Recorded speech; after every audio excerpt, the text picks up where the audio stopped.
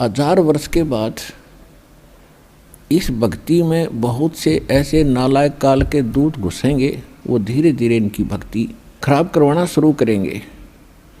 और उस समय जो सच भक्ति जितने समय वो कर चुके और उसके बाद मार्ग दिशा बदल ली, उनके साथ क्या बनेगी कि जैसे पुण्यात्माओं एक श्वास के मंत्र का जो इस दास से प्राप्त करके आप एक श्वास भी मंत्र का ले लेते हो सतनाम का, वैसे तो प्रथम मंत्र से ही आपकी गजब की कमाई शुरू हो जाती है, बहुत ज़्यादा बन जाती है।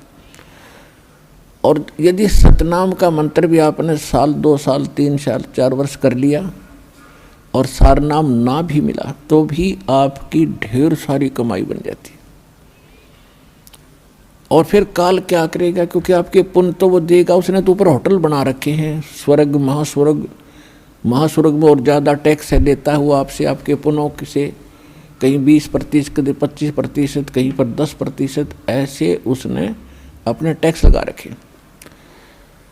और जो खर्चा आप खाते हो वो अलग है, वो तो आपकी पूंजी से होगा। तो आपको स्वर्ग महास्वर्ग में रख देता है और वहाँ आपके पुण्य आपके साथ होते हैं। जब महास्वर्ग के अंदर आपके पुण्य खत्म हुए उसके बाद स्वर्ग में ले आता है, नीचे एक अलग से एक स्वर्ग है, उस महास्वर्ग से अन्य जो कॉमन स्वर्ग है, उसमें भी जब आपके पुण्य खत्म हो जाते हैं फिर आपको पृथ्वी पर डाल देता है।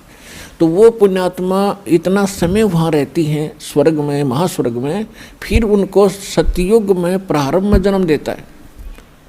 इस भक्ति युग में की हुई भक्ति उनकी इतनी प्रबल हो जाती है कि फिर वो सतयुग में प्रथम जन्म लेते हैं।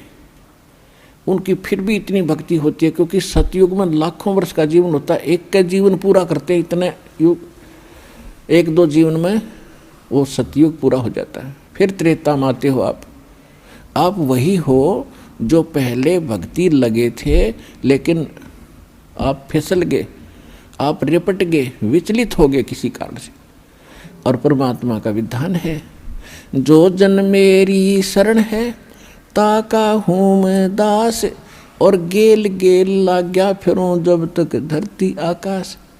एक बार इस सच्चे नाम से आज कोई जुड़ जाएगा, आज उसने नाम ले लिया, कितना रोगी है और चाहे उसकी कल मृत्यु हो जा, नाम लेते भी हो जा, तो अभी परमात्मा अपने बही में लिख लेगा उस आत्मा को कि मेरी होगी।